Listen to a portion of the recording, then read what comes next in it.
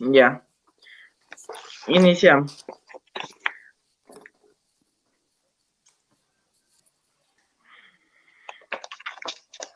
A ver ya. Bienvenida, estimada Máster Cecilia Ordóñez, a este conversatorio. De igual manera, a todas las personas que nos siguen a través de Facebook Live. Es un gran honor recibirle de mi parte durante estos minutos para abordar una agenda tan importante como la que tenemos a consideración, sobre la cual podemos intercambiar puntos de vista. Muchas gracias, bienvenida. Palabras de bienvenida de la candidata. Bueno, Luis, muchísimas gracias, antes que nada, por la invitación y a toda la audiencia que nos está mirando y escuchando. Reciban, por favor, de mi parte un cálido y cordial saludo. Gracias. Iniciemos con las preguntas. La primera pregunta es, respecto a la infraestructura institucional para la lucha Luis, contra... se está entrecortando nuevamente el sonido. Me da la impresión de que hay algo que a veces molesta tu parlante.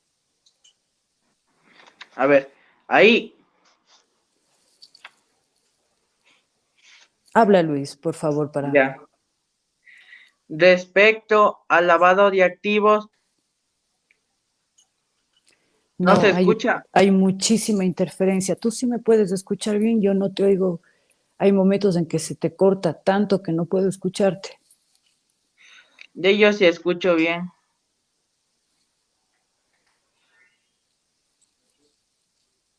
No, mi querido Luis.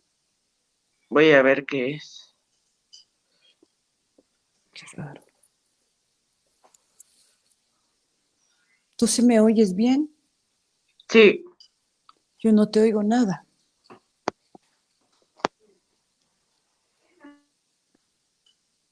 ya, ahí, ahí, Ahí, ya. Entonces ahí sí, ya, a ver. ya.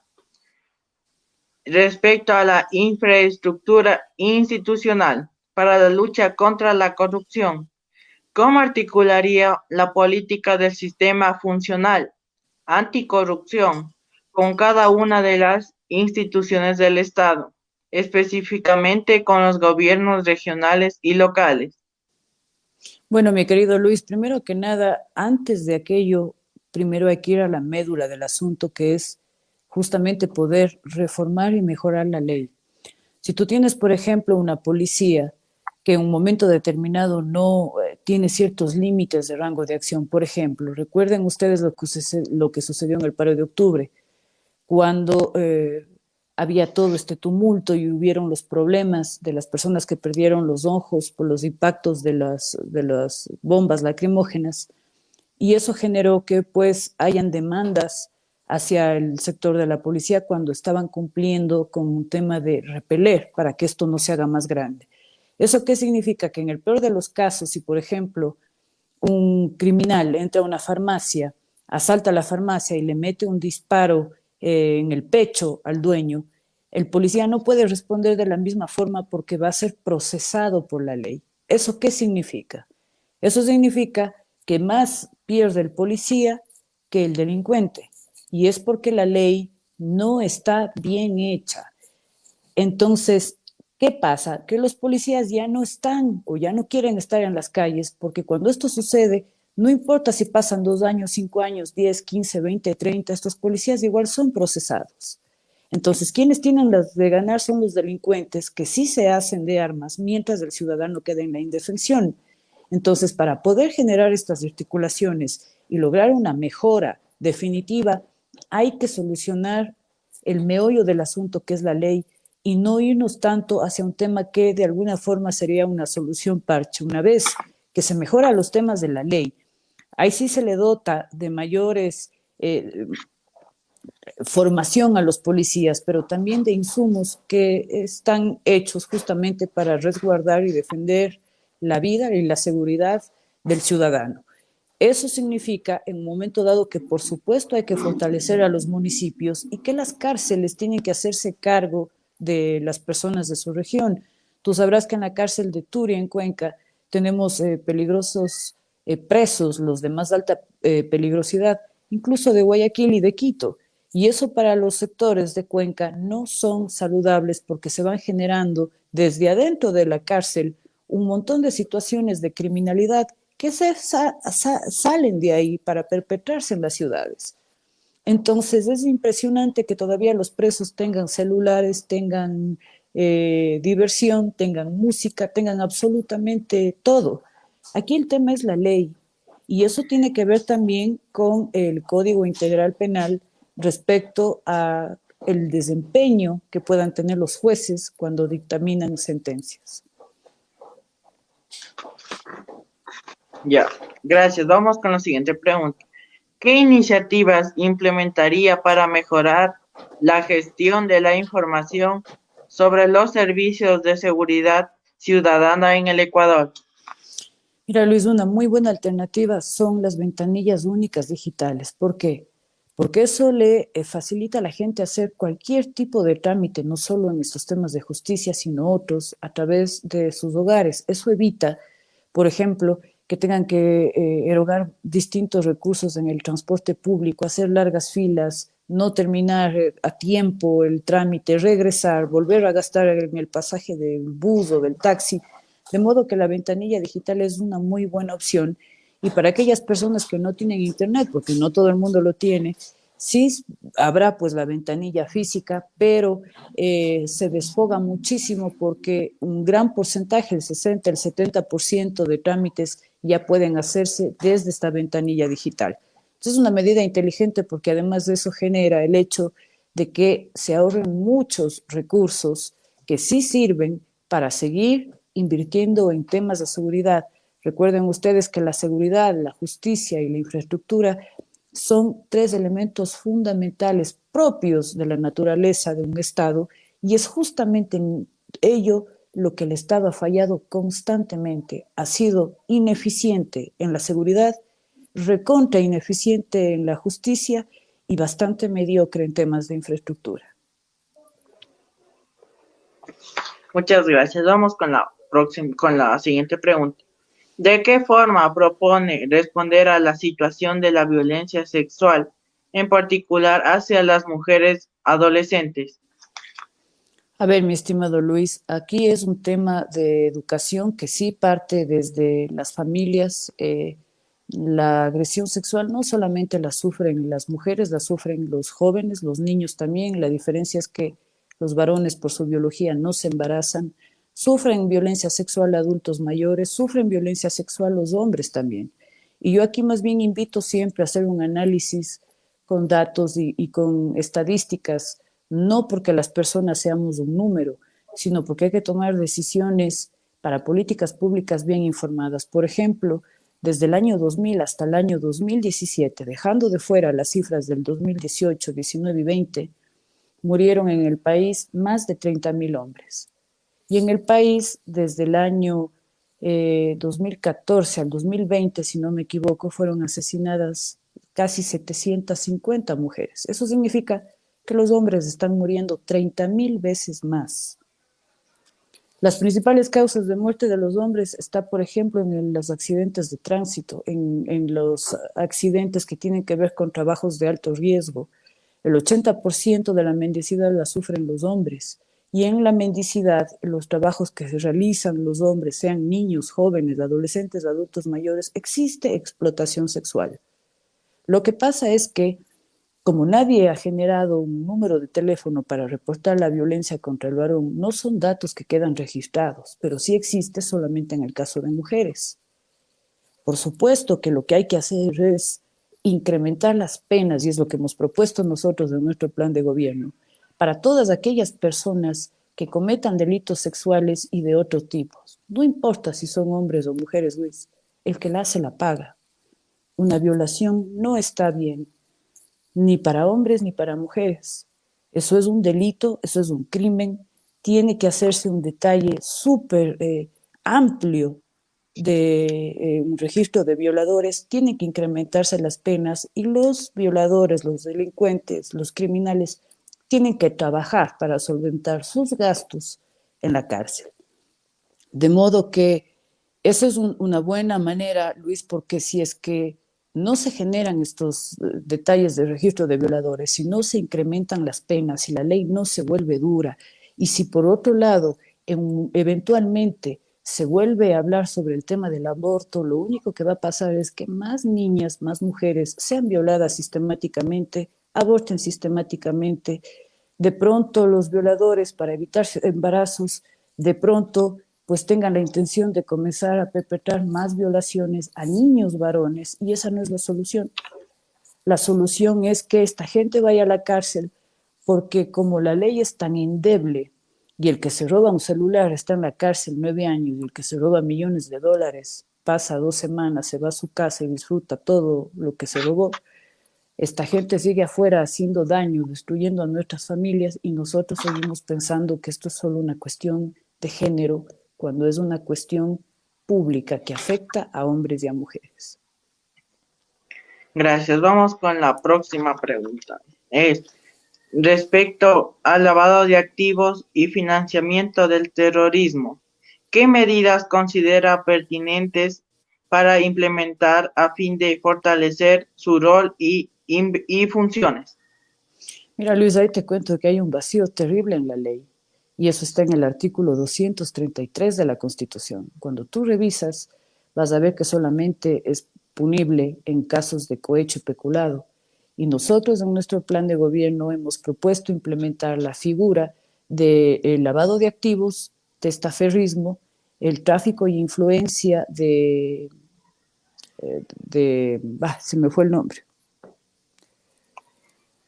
de cuando tú estás ahí peleando para que otras personas tengan cargos públicos, de influencias, tráfico de influencias, oferta de tráfico de influencias también, los partidos políticos que funcionan como organizaciones delincuenciales. Nada de eso está en la Constitución. Entonces eso te deja un vacío enorme en la ley. Y por supuesto, una vez que se reforme este artículo de la Constitución, el 233, agregando las figuras, incluyendo de la que tú acabas de decir, significa entonces que el COIP también tiene que ser reformado, y la ley ahí se vuelve mucho más justa y mucho más castigadora.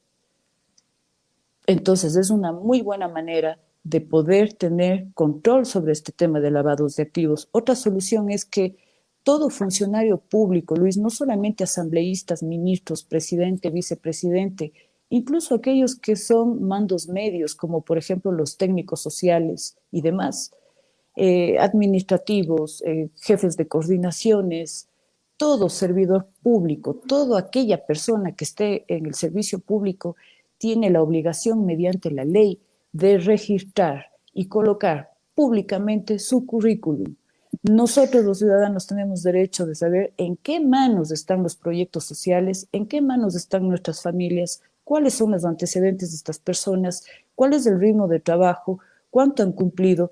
Y es una muy buena forma de ir mejorando la institución pública, porque el funcionario que no cumple, el funcionario que tiene pendientes con la ley, el funcionario que de pronto no cumple con el orden, tiene que ser dado de alta, tiene que ser sacado de la institución mediante las evaluaciones técnicas, a fin de que gradualmente el sector público cuente solamente con gente de lo mejor. ¿Por qué te digo eso, Luis?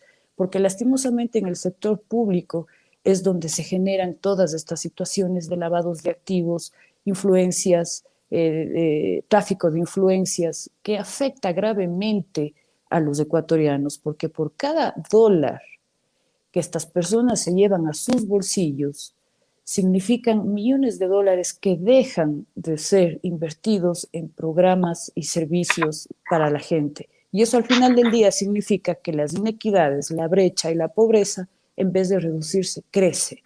Y eso tiene que ser castigado con absoluto rigor, no solamente mandando el proceso y teniendo la condena que sea pertinente, sino además glosando, recuperando ese dinero. Porque una falla que tenemos en el país es esa. Te procesan, vas a la cárcel, pero nadie te quita lo que te robaste. Después de 2 años sales y te vas a vivir en la China como rey. Primero devuelves la plata y cumples tu pena, lo que incluye darles muerte civil y política de por vida. No pueden volver a participar en cargos electorales y mucho menos ser servidores públicos. Ya, gracias. Vamos con la siguiente pregunta. Gran cantidad de barreras burocráticas incrementan el costo de hacer negocios y reducen la capacidad de las empresas para convertir en los mercados. ¿Qué medidas implementaría para reducir las barreras burocráticas en el Estado?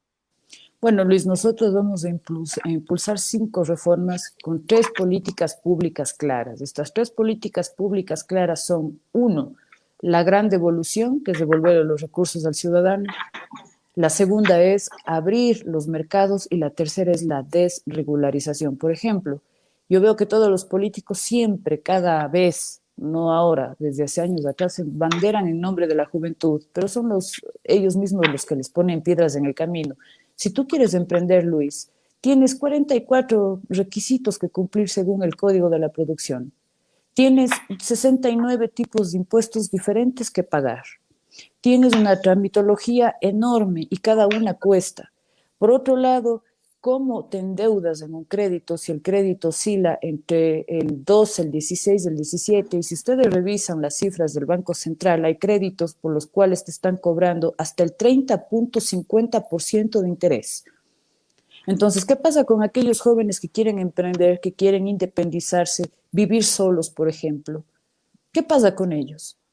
Entonces, no importa cuántos cursos de Master en Scrum tengan, no importa cuántos cursos de startups tengan, ustedes desarrollan el conocimiento, pero a la hora de poner en práctica un proyecto es una traba de problemas y lo que tenemos que hacer nosotros es reducir toda la tramitología a 2 o a 3, a 4 trámites, no 44.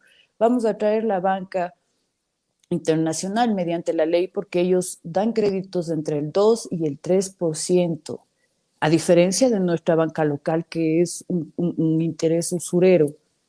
Entonces, y también vamos a proponer la reducción de asambleístas, aunque yo tenga que regresar a mi ciudad, no es algo que me quite el sueño, yo estoy aquí para hacer lo correcto. Y si eso significa que yo regrese a mi casa, regreso, pero regreso con la frente en alto. Reducir ministerios, reducir subsecretarías, porque eso significa millones de dólares en ahorro. El Estado tiene que fortalecerse, pero hay que reducirle. El centralismo es la enfermedad. Necesitamos un Estado más pequeño. Todos esos miles de millones de dólares de ahorro mediante la ley de inversión, hay que generar los capitales semillas, que tendrán un límite, un tope, pero esos capitales semillas no te cobran interés. Entonces es distinto, porque si el joven ya no tiene que pagar tantos impuestos, si el joven ya no tiene que pagar un interés del 30%, si el joven ya no tiene 1.000.000 de requisitos que sacar, ya puede emprender porque tiene la posibilidad de hacer un crédito con un interés del 2 o el 3% y en otros casos sin interés mediante el capital semilla. Entonces, ya basta de tanto discurso, basta de estar hablando en nombre de la juventud. La juventud no es el futuro únicamente, Luis, la juventud es el presente. Y al presente no le están dando esa oportunidad. Es como que el gobierno, los caudillistas, ofrecen horrores y maravillas porque necesitan que ustedes jóvenes y el resto de la población en general dependan de los servicios del Estado porque esos son votos para un sistema que no sirve. No hay que ofrecer el tema de la gratuidad porque es mentira, nada es gratis. Lo que hay que hacer es entregarles a ustedes todas las herramientas y el escenario para que ustedes crezcan y el político cumpla con su función un ciclo y regrese a su casa. Eso es lo que hay que hacer, estimado Luis. Gracias. Vamos con la siguiente pregunta. ¿Qué estrategias llevaría a cabo para mejorar la coordinación entre los operadores de seguridad y justicia en el país? Bueno, ese es un tema bastante complicado. Bueno, no complicado, diría yo, ese es un tema más bien de una coordinación profunda, técnica, con los especialistas del tema, con los policías, con los distintos operadores y especialistas en el ámbito de la seguridad y la justicia, porque tienen que vincularse ambos, tienen que ir de la mano. Y como te decía desde un inicio, Luis, Para poder ir alcanzando esos objetivos, primero hay que derogar las leyes malas en el ámbito de seguridad y justicia e impulsar aquellas que sí son justas para el ciudadano. Nosotros necesitamos mejorar, profundizar y fortalecer los temas de seguridad y justicia. Ahora es un poco difícil salir a la calle sin que la gente sea asaltada y en el peor de los casos asesinada. ¿Y qué es lo que sucede? ¿Qué es lo que ha sucedido? Todos hemos visto los noticieros y las radios. No ha pasado nada. El que asesina y hay que hacerle, por ejemplo, un registro de información, pues los defensores de los derechos humanos no lo permiten, protegiendo más el derecho de los criminales, de los asesinos, que del ciudadano. Esas son las cosas que hay que cambiar. Primero la ley, Luis, primero hay que mejorar la ley para que todo lo demás pueda generarse de mejor manera. Caso contrario, quien te diga lo contrario, Luis, yo estoy aquí para decir la verdad. Quien te proponga lo contrario te está haciendo una propuesta demagoga. Es como que yo te diga a ti que voy a abrir una discoteca que funcione de 2 de la mañana a 6 de la mañana cuando la ley no me permite. Esa sería una analogía, una comparación. Gracias. Vamos con la última pregunta. ¿De qué manera articulará la educación básica con la educación superior, tecnológica o universitaria? A ver, primero nosotros tenemos en nuestro plan de gobierno la intención de eliminar la prueba ser bachiller.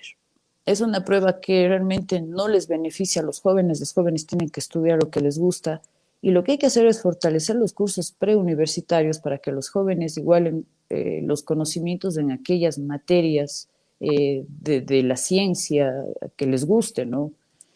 Pero también vamos a rescatar todas esas materias que han quitado del pensum con la finalidad de adoctrinar desde tempranas edades a nuestros niños y a nuestros jóvenes. Por ejemplo, cívica, ética, filosofía y civismo también son materias que les quitaron del pensum para ver las fotografías de Rafael Correa como héroe de la patria, cuando él ha sido un servidor público que tuvo un tiempo, un lapso de servicio como cualquier otro funcionario público. Entonces, esa es una de las principales metas porque eso genera ciudades educadoras, ciudades con inteligencia colectiva y con individuos autónomos, libres de tomar sus propias decisiones. Sin embargo, también creemos que es muy importante proponer los vouchers de educación. ¿Qué significa eso, Luis? Que en vez de que el Estado esté manipulando la educación, no toda la educación pública es mala, pero la gran mayoría sí. Y desafortunadamente a los pobres les toca la peor parte. La peor educación pública les toca a los más pobres. No cumplen el objetivo que dicen plantear. Lo que tenemos que hacer es los vouchers de educación. Es un voucher reembolsable por dinero para la escuela. ¿Eso qué significa? Que si yo le doy a una madre de familia un voucher de $100 y la escuela que a esta madre le gusta para su hija cuesta 120, la madre puede ajustar los 20 y su hija estudia donde ella quiere que estudie, no donde el Estado te dice que estudies porque no te dan más opciones. Hay que hacer los convenios de alianza pública-privada para que jóvenes como tú, por ejemplo, o madres de familia o gente especialista en temas de educación que quieran generar un proyecto educativo, pues lo hagan y puedan ofertar una educación de muy alta calidad a precios muy competitivos, incluso mejor que los del Estado. Esa es la bondad del mercado, Luis. Cuando hay mercado, salen estas ofertas. ¿Y qué es lo que pasa? Que los ciudadanos, los padres de familia, los alumnos, los profesores son los que ya pueden administrar la educación y no el Estado. Entonces, eso significa invertir en el ciudadano, capitalizarle al ciudadano, no únicamente a las grandes empresas y corporaciones que tienen mucho dinero y que han hecho una suerte de mercantilismo y sí, un mercantilismo coludido con el Estado, donde solo unas pocas empresas tienen prebendas, mientras el resto de ciudadanos, que son grandes emprendedores, no tienen forma de competir. Gracias. Vamos con la despedida. Agradezco su atención y el haber aceptado esta entrevista. Le deseo lo mejor en esta campaña política. Gracias a todas las personas que de igual manera se han citado a esta entrevista. Si cometí algún error, mis disculpas. Esto no es una despedida, no va a ser la primera ni la última entrevista. Le agradezco por prestar su tiempo. Que Dios le bendiga siempre. Éxitos a todos. Buenas tardes.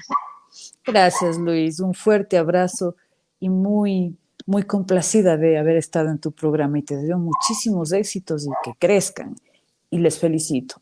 Lo que ustedes hacen es digno de sacarse el sombrero. Gente joven informando a los demás. Muy bien, Luis. Felicidades. Gracias.